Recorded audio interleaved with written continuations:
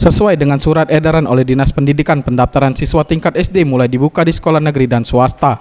Dari hasil pantauan di SD Negeri 156, pendaftaran siswa berjalan lancar dan tertib.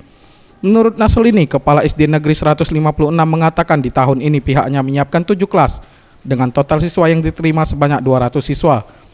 Jumlah siswa ini mengalami peningkatan dibandingkan tahun lalu.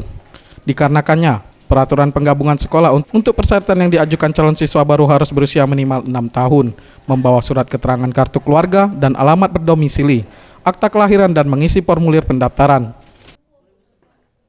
Itu minimal seharusnya 6 kelas, tapi karena kelebihan yang daftar lebih banyak, kita usahakan 7 kelas. Berapa total siswa? Setiap kelas isinya 28 siswa.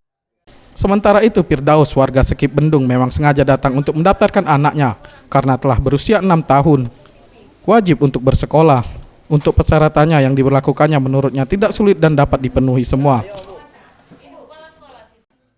Berapa umurnya, Pak?